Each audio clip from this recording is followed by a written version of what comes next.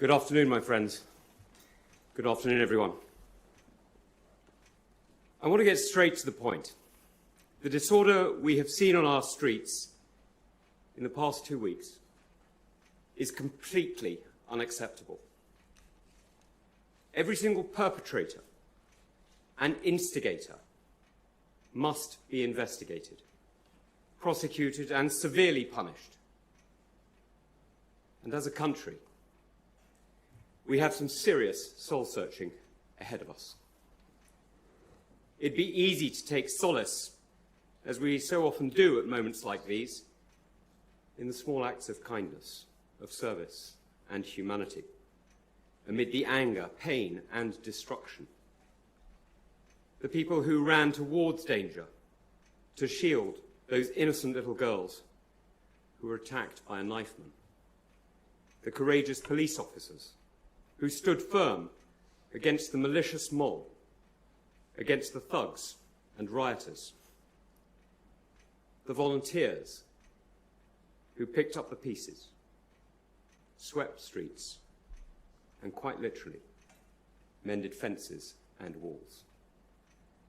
They protected and restored that old principle of law and order, the King's peace.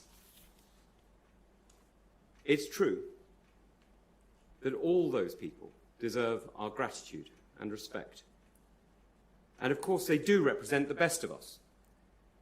But we cannot use these rays of sunshine to ignore those whose actions reflect the very worst of our society. The racist thugs who attacked a mosque in Southport, the sectarian gang who burned down a Muslim-owned shop in Belfast, the mob who set fire to a hotel housing migrants in Rotherham. We need to ask ourselves how we got here and what we must do about it.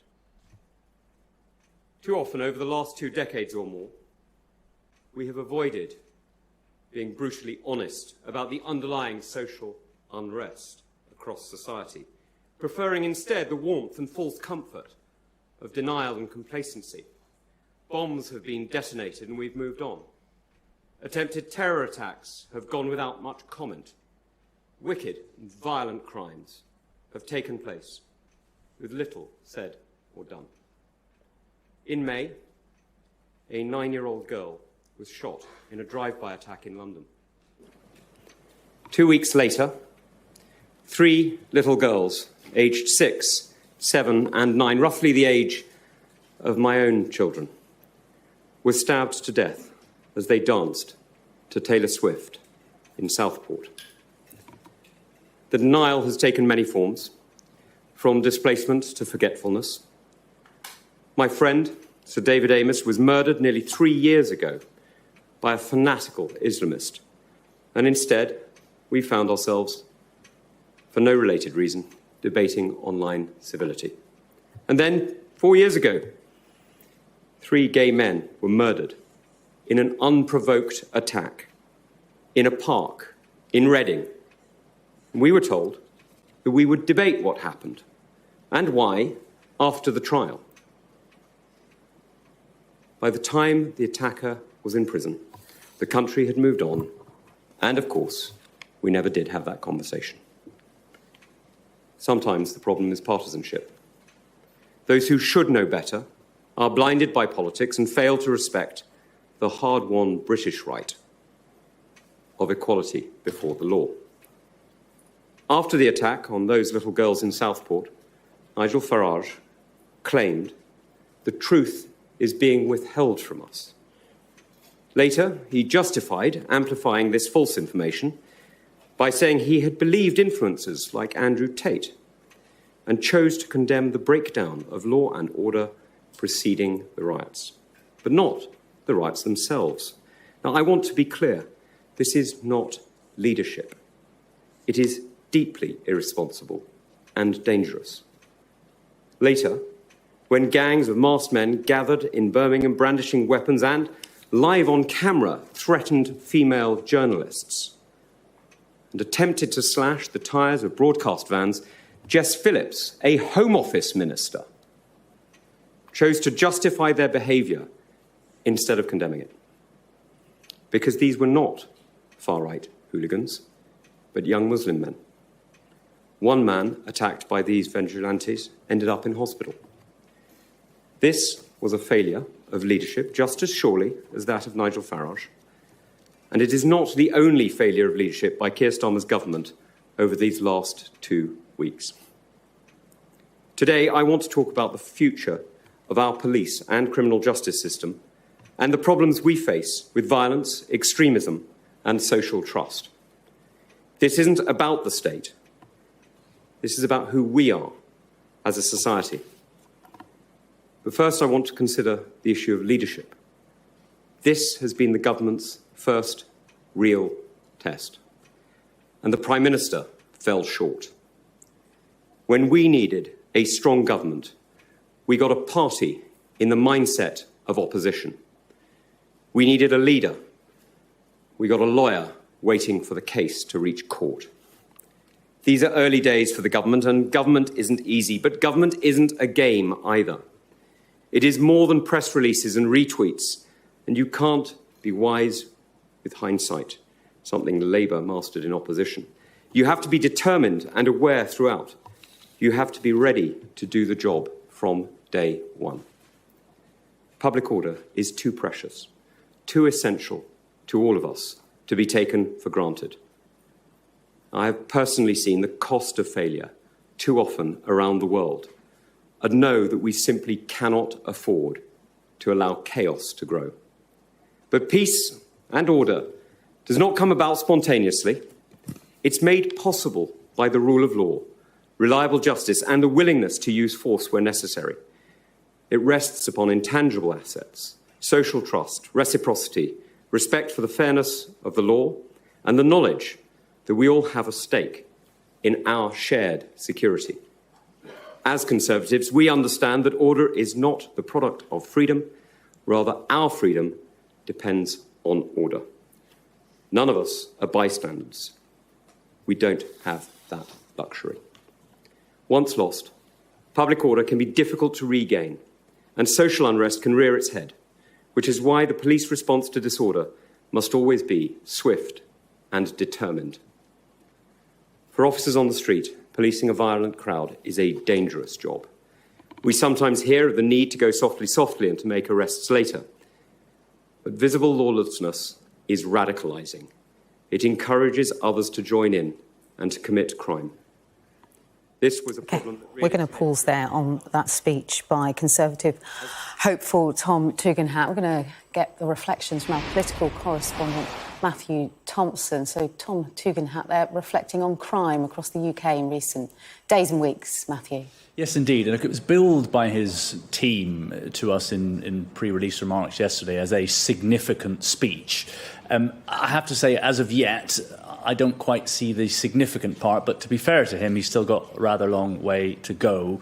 It's supposed to be a speech that has some, not just diagnoses, but policy solutions to the problems that he has, albeit eloquently, set out there. He was, of course, talking about a litany of awful events that have happened in British public life over the last few years. He talked about Sir David Amess, of course, Conservative MP, who was murdered at one of his constituency surgeries. He talked about terror attacks. He talked about the recent stabbings in Southport. He said that too often we have ignored discussing the actual underlying problems here and simply moved on or focused too much on the rays of light, as he called them, the positive stories, the acts of kindness that always surround these horrible events. As yet, he's not quite got to the policy solutions part, so we will be watching very closely, and I'll be reading through the transcript once he's finished to see exactly what his policy solutions are. But of course, all of this is a sort of scramble from the six Tory leadership hopefuls to try and make themselves look as tough as possible and as strong on the issue of law and order, which is clearly dominating the both political and news agenda at the moment, given the state of the riots that we've had over the last week or so. Tom Tugendhat has some form on this, of course. He's a former security minister, and he, I suppose, is one of the three, broadly speaking, centrist, you might even say to the left of the party, one nation candidates in the leadership race There are 3 who are, broadly speaking, thought to be on the right, and it is generally understood that it'll come down to 2 candidates that the membership will fundamentally choose between, will be someone on the right, so to speak, someone on the centre or left, as it may be. And at the moment, at least if you believe surveys done by the likes of Conservative Home, the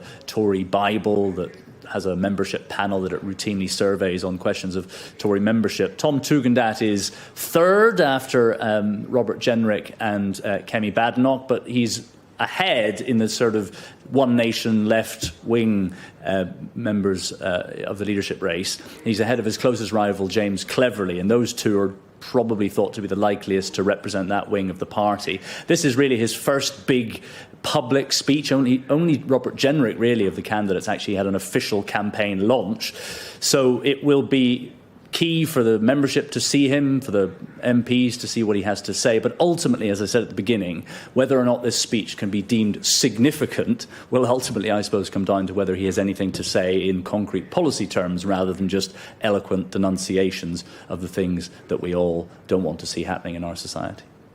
Matthew, thank you. Matthew Thompson there with the very latest, reflecting on that Tom Tugendhat speech. Well, you're watching Sky News Today. Coming up, we're in... But that also requires better police leadership and the honesty to address recent failings. The politicians of all stripes have avoided the raw honesty that this country needs. And if we are brutally honest, policing and the wider criminal justice system are not working as they should. This goes beyond the perma-crisis at the Met and the appalling scandals, from Wayne Couzens to the murdered sisters, Bibba Henry and Nicole Smallman, and the finding of the inquiry into the murder of private investigator Daniel Morgan, that London's police are, and I quote, institutionally corrupt.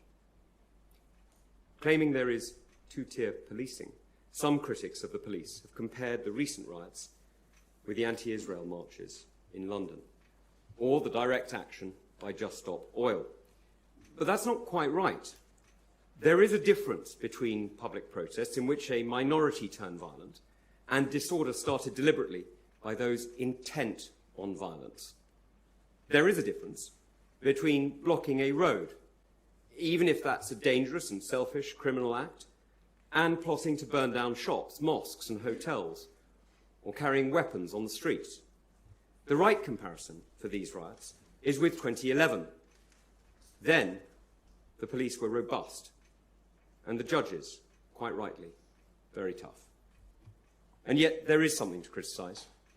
The approach to public order policing has been inconsistent and, too often, too weak. There was inaction in the face of blatant criminality during the anti-Israel protests. And the justification for not wanting to ban these marches was that the threshold in the Public Order Act 1986 was not reached. But if the Chief Constable did not believe banning the marches would prevent serious public disorder, how could they later claim that arresting lawmakers, how could they later claim that arresting lawbreakers at the time would lead to wider disorder? This is quite obviously a contradiction.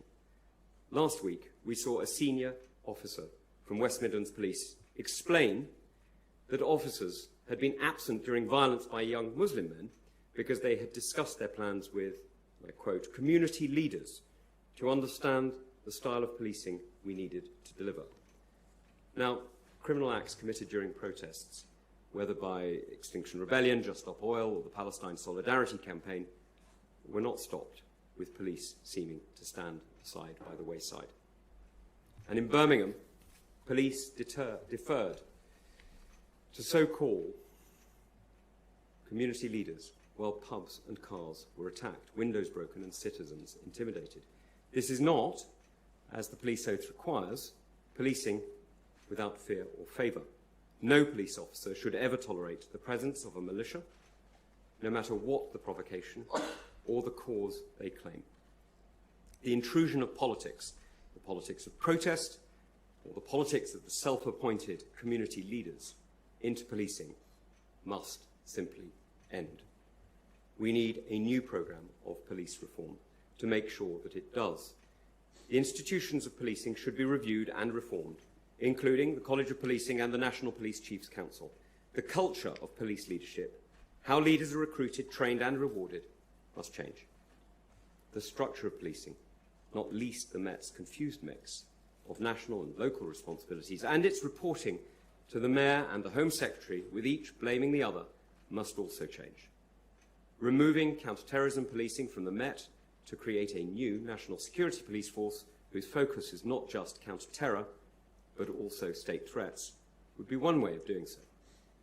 Our response to conspiracy theories and disinformation, and our response to the truth, when those in authority find it inconvenient, cannot be silenced.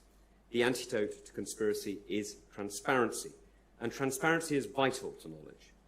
Where possible, the police, subject to the protection of the right to a fair trial, should err towards sharing more information, not less. Because silence feeds lies and allows our enemies to exploit the darkness and to spread disinformation and to try to divide us. In the criminal justice system, we also need change. It is true that we do not have the capacity in the prison estate that we need. There's little point in spending vast sums on more police officers who arrest more criminals only to see them be given trivial or non-custodial sentences. Research shows that only 1/10 of criminals commit more than half of all crimes. And even with this group, a number of super-prolific criminals are responsible for an even greater share. The first rioters to be convicted sum up this problem. Derek Drummond had 14 previous convictions from 19 offences and a history of violence. Declan Gearan had 13 previous convictions from 18 offences. Adam Wharton had 16 previous offences from 26 offences, including robbery and burglary. As more people are prosecuted, we are likely to find many repeat offenders amongst them. Now, according to research compiled by my friend Neil O'Brien MP, the number of offenders with more than 50 previous convictions who were convicted but not sent to prison rose from 1,299 in 2007 to 3,196 in 2018. The number of offenders with more than 100 convictions but who still avoided jail doubled to 295. Over the years of Neil's study, 206,000 criminals with 25 previous convictions avoided prison for their next offence, and instead more were handed community sentences. Now this is madness, and under Labour the problem is only going to get worse. Just as he is set to raise taxes, Keir Starmer is doing here what he fundamentally believes in. In this case, releasing criminals early, while pretending that he is forced to do so because that is the inheritance from the Tories. Now, we know it's nonsense for two reasons. First, he chose to appoint a prisons minister, Lord Timpson, who thinks that only 1/3 of current prisoners should be behind bars. And second, since the riots, the government has done what it had previously said was impossible. It's created an extra 567 prison places from within the existing estate. Yet the government's mass prisoner release scheme doesn't start until September. Now, nobody denies that there are problems with prison capacity, and of course we should be better at prisoner rehabilitation and much better at probation. But prison punishes offenders and takes dangerous and prolific criminals out of circulation, allowing the rest of us to live in peace. We should be updating and improving our prisoners, not releasing criminals. So as well as police reform, we need probation and prison reform. And we do need more prison capacity. But we also need to look a little deeper at the kind of society that we have become. The story of the last 2 weeks is not only one of violence and destruction, it's a story of a nation divided, the result of social unrest we've allowed to percolate below the surface. A story of a senseless,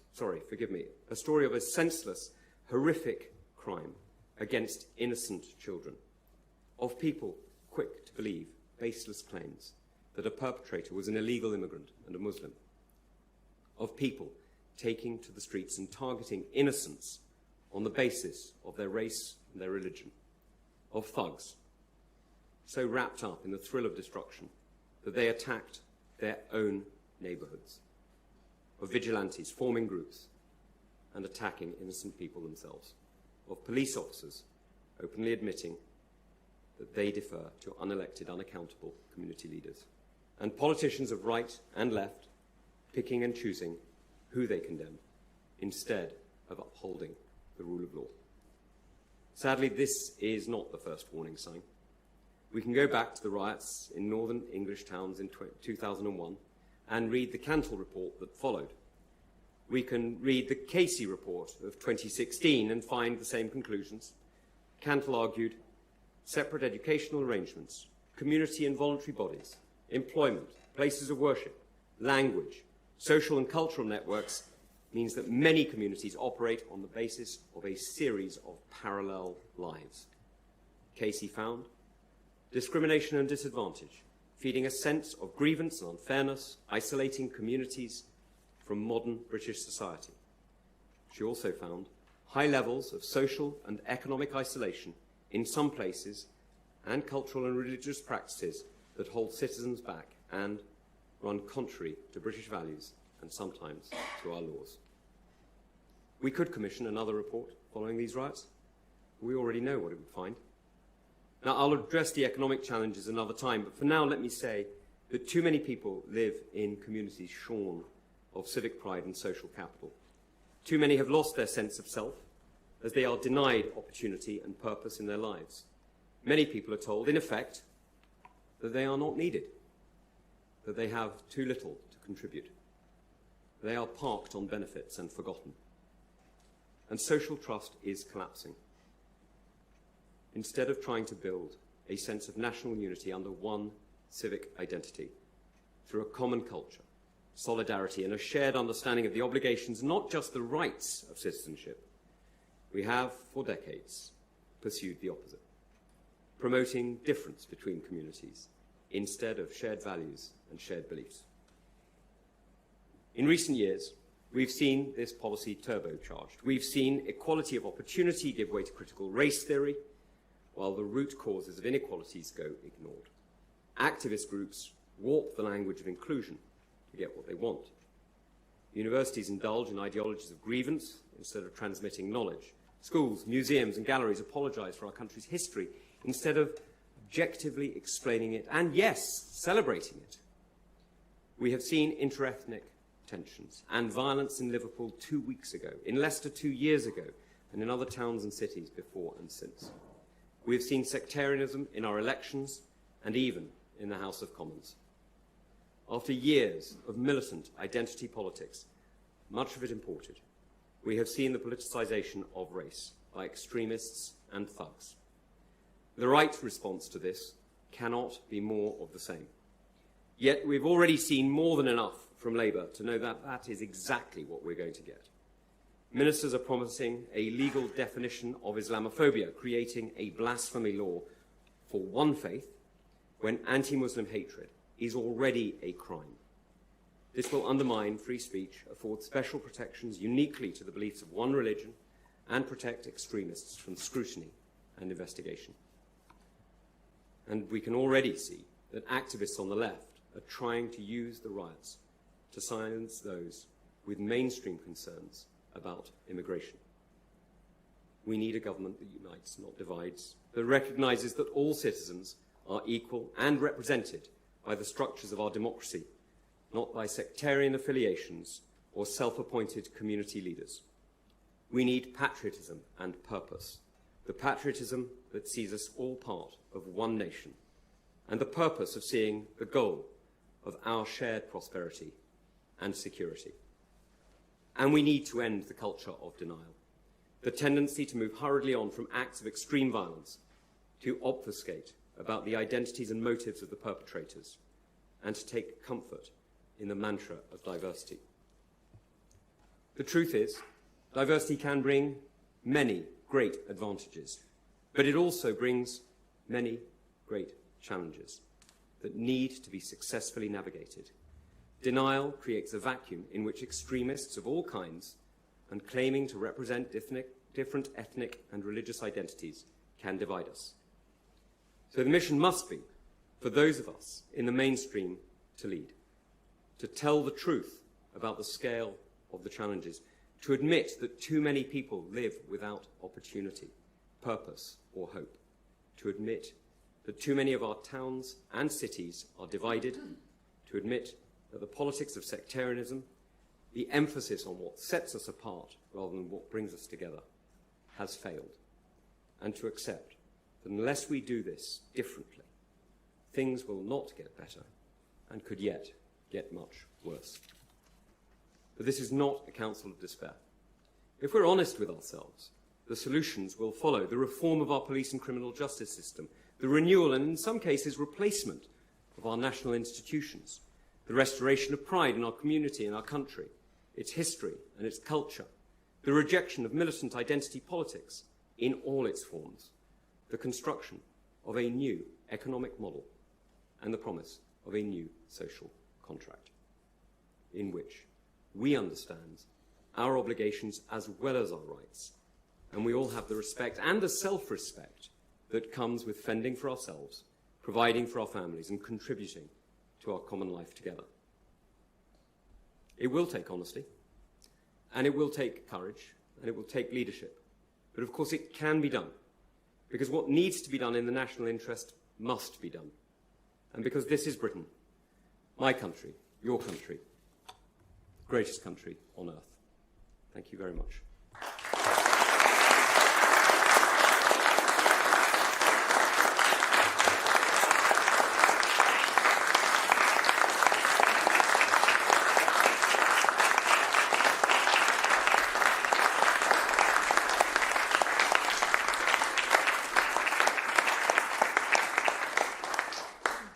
Thank you very much, Claire. I can't see you, but I'm sure you're here. Oh, there you are. Sorry, forgive me. Claire, Daily Mail. I was just wondering, you talked about the spread of disinformation connected with the riots. How would you go about policing social media and making it a better place to stop this kind of spread of information? So we've already set out in the Online Safety Act, which of course was passed recently. But we also need to recognise that when publishers, when social media platforms make decisions to publish or emphasise or boost content, they are making a decision. And we need to recognise that decisions matter. Helen, I can see you there. You talked about doing serious soul searching. How much responsibility, if any, do you think your party should take for the situation we find ourselves in? Well, let's be honest, this is not a single incident. It's part of a pattern, as I described. It's, the Cantor report, the Casey report, these go back decades. We all have a responsibility. And the reality is it's not just central government either. We can see that different communities, different leadership levels in this country have had different challenges. So this is something that we need to do as a nation. I don't want to be partisan about this. This isn't a partisan statement. This is about making sure that we govern this country, our great country, for the benefit of all. And sadly, the riots have just demonstrated that that's not working. Christian, where are you? Is Calgie here? Oh, there you are, but I can't believe I missed you. Sorry. Must be the first time that's ever happened. Mass immigration, segregated communities, lack of prison places, weak justice for criminals, importing identity politics from abroad, looking at cracking down on freedom of speech, collapsing social trust. This was just a shopping list of Tory failure, wasn't it? Or are you really going to change the party to be radical enough to get things right next time you're in power? Look, this is a list of areas that we must improve on. And it's not Tory or Labour. It's a list of areas that this country must get better at.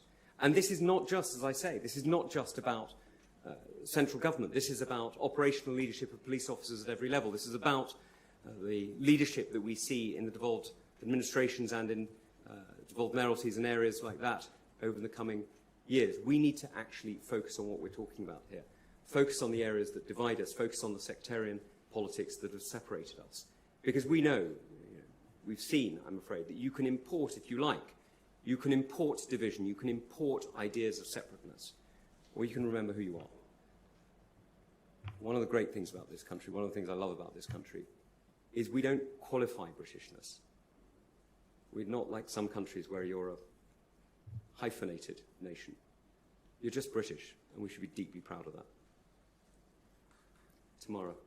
There you are. Thank you. Hi. Can you be more specific about this culture of denial you're talking about? You gave some examples of Islamist extremism. Is that what you're saying governments have been in denial about? And what did you try and do about that when you worked at the Home Office? And can I also ask, are you saying that these pro-Palestine marches we've seen should have been banned or just more aggressively policed? So look, when I was the security minister, one of the things I was working on was on the political influence that we see through different areas on our own country. And we've seen that, some of it by the kind of hostile states that you've heard me talking about many times, and we've also seen it, sadly, through different groups who are seeking to weaponize culture or faith in different ways. And we need to be absolutely clear that politics in this country is conducted by the free association of free people, by British citizens getting together. It is not conducted. It is absolutely unacceptable that it's conducted by anybody trying to influence from abroad. And that's exactly why I set up the Defending Democracy Task Force. So that's exactly where my focus went. Now, on the pro-Gaza marches, I was pretty clear at the time, and I remain clear, that if the police are going to take an operational decision that they say is in accord with Public Order Act 1986, then the consequences that follow is that the actions on that march must be in line with the Public Order Act, and they weren't. Yes, sorry, forgive me, I've got a list here. Laura, there you are. Thank you. Can I ask on disinformation? If ministers were to revive powers... I'm sorry, forgive me, I couldn't hear you there. If ministers were to revive powers to compel social media companies to remove legal but harmful content, is that something you would support, or is it something you have free speech-related concerns about? So I have concerns about freedom of speech across society, but the freedom to shout fire in a crowded theatre, I mean, you probably learned in your journalist legal training, is not the same as the, freedom of speech is not unqualified. The truth is freedom of speech, freedom of expression, is the ability to associate and to share ideas. And we need to be very careful that when we say various freedoms are limited, that it's not just being wrong that is limited. It's not just being mistaken that's limited. It's when you're actively doing harm. And that's where we've got to balance these rights. And frankly, some of the reporting online and social media about some of these different incidents has been, frankly, stretching the truth quite markedly. It isn't just that somebody said something, it's that they also recommended how to attack, how to do harm, how to bring violence to individuals. That's not the same. Noah, where are you? Oh, there you are. Sorry, forgive me. So you did criticise Keir Starmer a bit for waiting a week before he convened the Cobra meeting. However, the Prime Minister has received praise from some quarters for managing to sort of quash the riots in the space of a week. We saw on Wednesday there was meant to be a whole lot more, and that didn't transpire. Would you give him any credit at all, or do you think he's completely failed, and how much more quickly and better would you have handled it?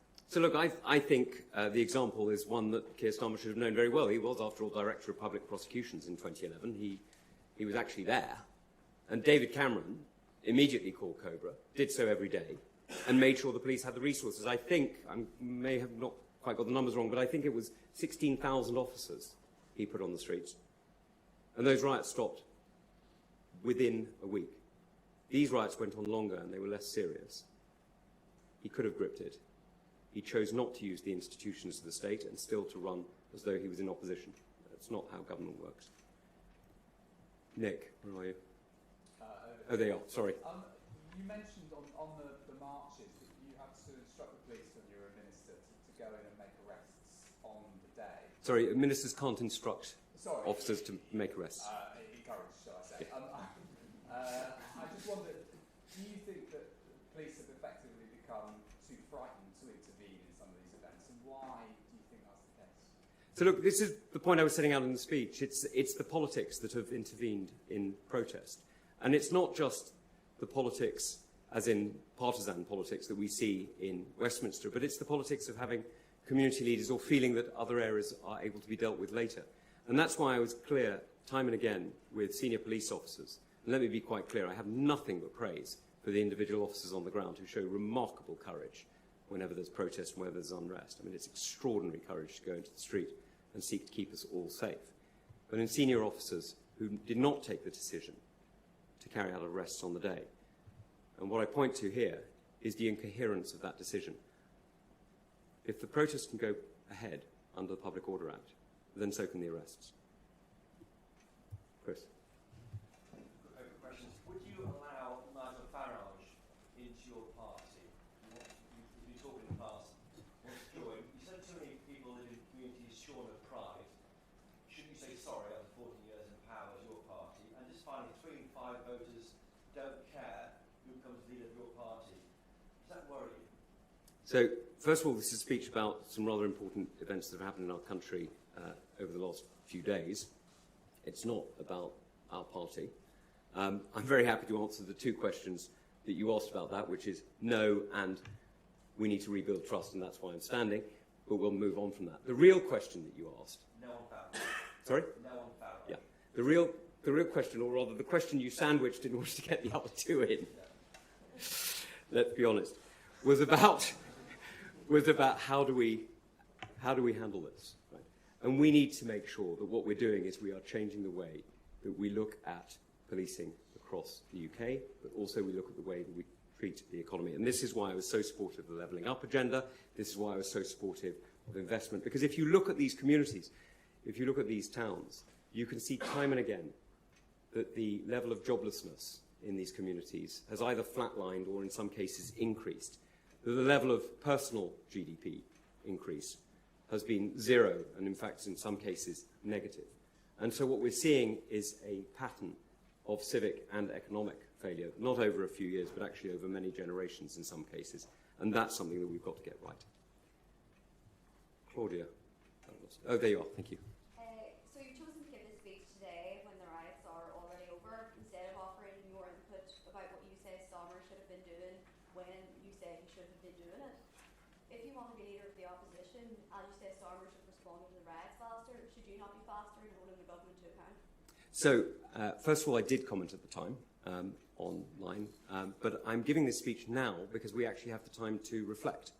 And I think that's the right thing to do. I think the right thing to do when a government should be, even if it isn't, but should be entirely focused on keeping the King's peace, is to allow them to do it. Now, I did actually stay in touch with current ministers, and I did make sure that I was sharing thoughts as to how they could do better. But as you can imagine, they were a little focused elsewhere. Rowena, where are you? Oh, there you are, thanks. Rowena Mason from The Guardian. You talked about Nigel Farage having been reckless in his language and to a degree of it being dangerous.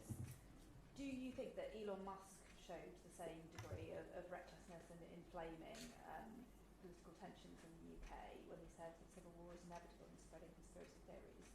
What could be the consequence of that, and should politicians and the government still be on X? So, frankly, I found those comments delusional and simply false. The question as to how we operate on social media is a difficult one. It's one of the reasons that many of us have to make different decisions. I refuse to be on TikTok because the algorithm is set by a foreign dictatorship. Others make different choices. David. There you are. Sorry, thank you. To what extent do you think foreign disinformation is actually driving what's happening in the country at the moment? How do you think Putin is watching what's happened in Britain? So I think Putin's a little distracted right now. But the reality is that I don't think this is driven by foreign disinformation. I think foreign actors try to exploit it. So it's not that they're actually creating the situation, it's that once the situation is created, they're seeking to pour fuel onto a fire. And that's what we've got to be incredibly conscious of. And that's the work that we were doing as part of the Defending Democracy Task Force. And I'm very glad that Dan Jarvis is continuing it. Will. Oh, they are. Thanks. Yeah. Just picking up the question on Elon Musk. What do you think the government should do about him and his leadership of X specifically? And if you were elected party leader, would you be willing to stand up to him and other tech billionaires? And do you think we need further regulation of the social media platforms? So I've already set out my support for the Online Safety Act. I think, you know, foreign companies with foreign ownership and foreign leadership are responsible to themselves. I mean, it's quite right that we could criticise, but it's up to the shareholders, and in this case, there's one shareholder, and it's him, as far as I know. So it really is a decision for them. I think advertisers are making pretty clear their views, and others may well follow. James Heal. No? Jolly good. Stefan? Yeah. There you are. Hey. When you were a security minister, did you have, or were you given any information that suggested that there was a heightened risk of violence from violent groups and extremists? And if so, why wasn't more done to clamp down on these groups when you were in government? So I'm not going to talk about information I may have been about. I'm sorry, Stefan. I'm not going there. Jessica. City. Oh, there you are. Thanks. You suggested counter-terrorism policing should be taken from the left and you propose a new national security police force. Why do you think this would be better, and where do you think the left will ensure on counter-terrorism? So this is something I've been recommending actually since 2022, I think it was, and something that I came to realise more and more during my time in the Home Office. That the Metropolitan Police have two responsibilities, and they're both incredibly important. One is policing our great capital. That's a huge responsibility. It's extremely difficult. And some fantastic Met Police officers quite literally risk their lives every day to do that in a most extraordinarily courageous way. The second responsibility is a different one, which is to be the national champion for certain areas of policing, whether that's counter-terrorism or responding to state threats. Now, the reality is over recent years, you don't need me to tell you this, many of you have reported it, state threats have increased. We've seen, I think I'm up to date when I say 15 serious life-threatening incidents by Iranian agents here in the United Kingdom. We've had to pass the National Security Act in recent years, which I got through Parliament, which meant that in my time as security minister, we arrested more Russian and Chinese agents than the previous decade. You know, we have had to take really serious decisions, which has changed the nature of how we have to look at policing. And that's why I argue that something like the National Security Police as a separate standalone force that was able to respond to these threats, not just in London, but around the United Kingdom, is incredibly important. The leadership of the Counter-Terrorism Police is frankly exceptional, and I believe that they could do more. Carl. Carl Dillon from ITV News. You said that if Keir Starmer had chaired COBRA more often, he could have given the police more than what they needed. Do you have any evidence from the police that they lacked resources or powers to deal with these riots? You also talk about an inconsistent approach to public order and policing. Isn't that the same as a two-tier approach? So let me start with the second one. No, it's not the same. A two-tier approach suggests that there's an active choice to treat communities differently. I don't believe that's the case. I believe what there is there's inconsistency. Inconsistency leads to lack of predictability. If there were, for example, if there were a protest today in London, can you be certain that it will be handled in one way or another? Can you be sure that it will be handled like the Gaza protests or like other protests? I can't. There's an inconsistency there. And we need to make sure that there is consistency. That helps police officers know how they can act, but it also helps the public know how they can feel safe. The second is, on resourcing and powers, no, the police have the resources and the powers. This is about leadership. And the truth is, COBRA is not just about making sure you get a bit more money from the Treasury or a bit more money from or a bit more support from the Army. It's about making sure that the entire focus of government is on the single issue of the day. And frankly, if your entire focus during riots is not on keeping the King's peace, your focus is wrong. Anna, oh, there you are, thank you. You talk about inconsistency in policing. Do you believe that inconsistency is kind of consistently directed at certain groups rather than others? As in, do you think the police treat certain groups differently to the way they treat other groups? You're pushing me down a yes, Prime Minister route. There is no consistent inconsistency. They are inconsistent. And their inconsistency is what makes them consistent.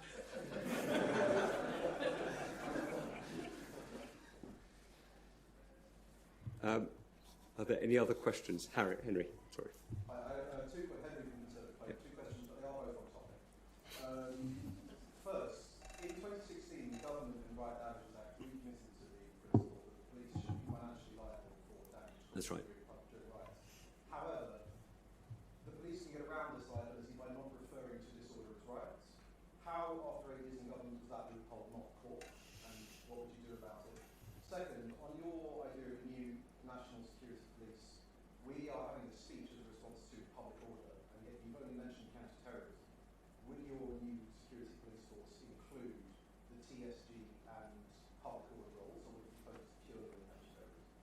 So on the first question, look, the financial consequences for policing of rioting can be very high, and you're right that police forces choose language carefully to avoid the consequences. And that's why I think it should be determined independently rather than by the individual force. But the reality is that the real challenge is not a financial one, it's a leadership one, as I say again. And that's where, I think we need to be very clear that the leadership of individual officers and the leadership training that individual police leaders get is so important. That's why I talk about the National Police Chiefs Council and the College of Policing, both of which do important work, but renewal and reform is important as well. And so when we look at the national security policing, I put in there those areas that are genuinely national, that are actually cross UK policing elements. You could include some TSG elements, but actually what's often more important than the officers in the front line, which require remarkable courage, is the support element, that search of either social media or state actors to make sure that the support is there to make sure that before an incident occurs, it can be dealt with. Yes? Kate Devlin from The Independent. So the difference with the riots this time around, many experts argue, is the role of social media. Would you support an inquiry that would specifically look at the role of social media? And, if I may, how do you think Keir Starmer is dealing with the current threat from Iran? So, on the social media question, do you remember what was described as the cause of the riots in 2011? It was BlackBerry Messenger. Right? I mean, there will always be a system of communication that is responsible for the latest outbreak of whatever it is, right? That's not the core. The core is the leadership in response and understanding that communities divided lead to significant unrest. And so there are two issues here. The first is how do we address the division in our society, and the second is how do we address police leadership, I'm afraid. On Iran, I'm afraid I'm not going to comment on that. And the reason I'm not going to comment, because it is an entirely fair question, is that this is an extremely tense moment. The behaviour of the Iranian state in recent years has been unbelievably threatening and could lead to very, very serious harm, not just to us and to our friends, but to many others in the region. Let's not forget, this is, after all, the regime that has murdered quite literally hundreds of thousands of people in Syria and has tried to bring death to many, many others around the world. So I will keep my counsel on that, if you don't mind. Yes. Liz Buckley from the Daily Mirror. You said to Chris that you wouldn't allow Nigel Farage to join the Conservative Party, but would you rule out doing a deal with Reform UK? Yes.